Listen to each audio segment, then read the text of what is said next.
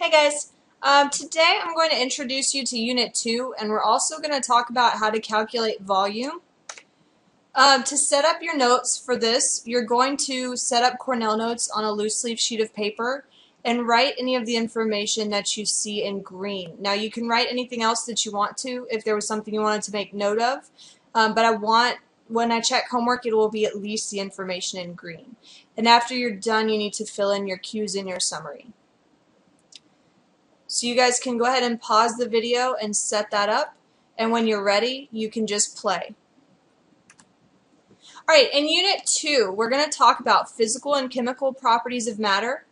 We're going to talk about measurement of mass, length, temperature. We're also going to talk about measuring volume, and there are 3 different ways to do that. We're going to talk about calculating density and how that affects buoyancy. We're going to talk about states of matter. We're mainly going to focus on solids, liquids, and gases for that. We're also going to talk about acids, base, and pH, and physical and chemical changes. Now your I can statements for this PowerPoint. I would like you guys to be able to identify the physical properties of a substance, measure the physical properties of a substance using appropriate instruments, rulers, meter sticks, thermometers, triple beam balance, etc. We will be doing a lot of that throughout the labs during this unit. And I want you guys to be able to select and use appropriate units of measurement from the metric system. Now, as far as properties of matter go, let's break down the words. Matter is anything that has mass and takes up space. That means it has mass and it also has volume. A property just means a characteristic of something. So properties of matter actually refers to characteristics that we use to identify different types of matter. Now, there are 2 different kinds. There are physical properties and chemical properties. Physical properties are those characteristics that we can observe or measure without having to change what the object is made of. So for example, if I have a pen right here, if I wanted to measure the length of my pen, I would just have to put it next to a ruler. I'm not actually changing what my pen is made of. In the end, it's still going to be a pen. So length is one of those things that would be considered a physical property. When you're measuring quantitative properties, remember to include your units. That's going to be important. And I will show you guys those in a second. Here's some examples of physical properties. And I want you guys to remember at least the ones in green. The length, for which the base unit is the meter. The mass for which the base unit is gram. Volume, for which the base unit is liter. Weight, the base unit is pounds or newtons. Density, which is grams per milliliter or grams per cubic centimeter, and buoyancy just has to do with whether it floats or not.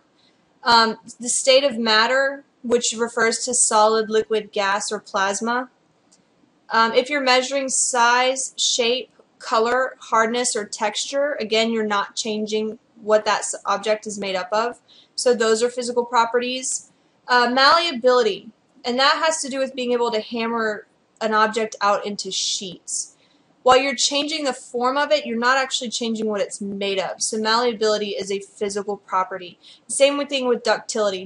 Ductility just means the ability to make wires out of it.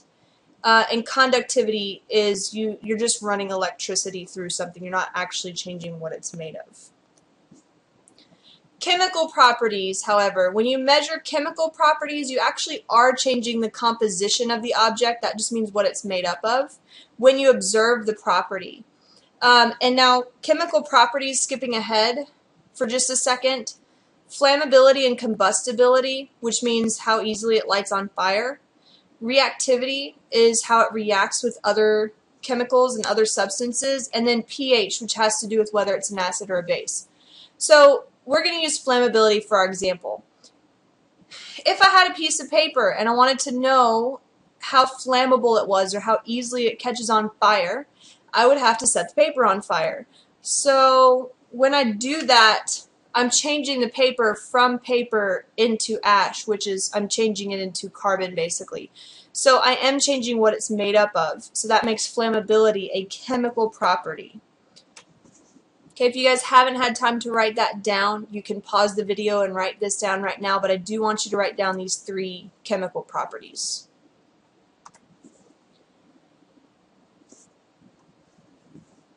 Now that we've talked about, that I've given you guys a short introduction to Unit 2, you can mark these I can statements off your I can sheet. And again, you can just pause the video and make sure that you mark those off. Alright, so what we're going to talk about, what I really want you guys to know for next class, and what we're going to do next class is going to be measuring volume, and we're going to talk about those 3 different ways to measure volume. Your I can statements for this section of the PowerPoint are: I can use a graduated cylinder to measure the volume of a liquid. I can calculate the volume of a cube-like object using length times width times height. And I can measure the volume of an irregularly shaped object using a graduated cylinder and water. And from now on, I'm going to refer to that as the water displacement method. So if I say water displacement method, that's what I'm talking about. Alright, so what is volume? Volume is simply the amount of space that something takes up. So the more space something takes up, the larger volume it has. So for example, a whale has a much larger volume than a goldfish. Volume is one of those quantitative properties that I was telling you guys about, and therefore you do have to include your units. The base units for volume are the liter and the cubic meter, but in class we're mainly going to be using milliliters and cubic centimeters. So one of the ways that you guys can calculate volume is by using the formula length times width times height. And the way that you do that is, one, it has to be a cubic object, or basically something that has those 3 dimensions.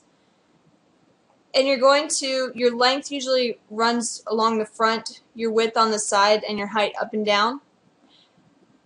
But you're going to take your 3 measurements and you're going to multiply them together. So for example, if my length was 2 centimeters, my width was 2 centimeters, and my height was 2 centimeters, I would do 2 centimeters times 2 centimeters times 2 centimeters, and that should give me 8 centimeters cubed.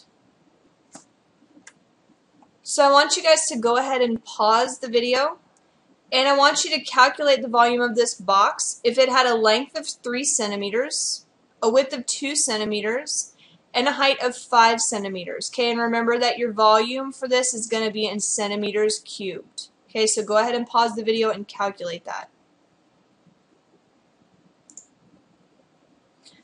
Another way that you guys can measure volume is just by using a graduated cylinder. And this is if you're measuring the volume of a liquid. You would pour your liquid into a graduated cylinder. You would look at this graduated cylinder at eye level, and you're going to read where it is on the graduated cylinder. Now when you're doing this, you need to make sure that you read that level at the bottom of the meniscus. And if you look right here, the meniscus just looks like a little curve in the water or the liquid.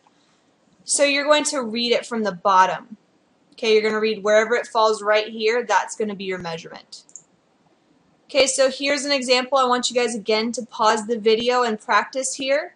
And I want you to tell me what the volume of the liquid in this graduated cylinder is. And you're going to use this close-up view. Okay, since you're using a graduated cylinder, your units are going to be milliliters for this one.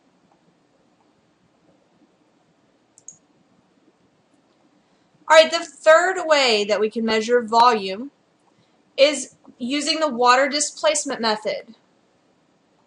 The water displacement method.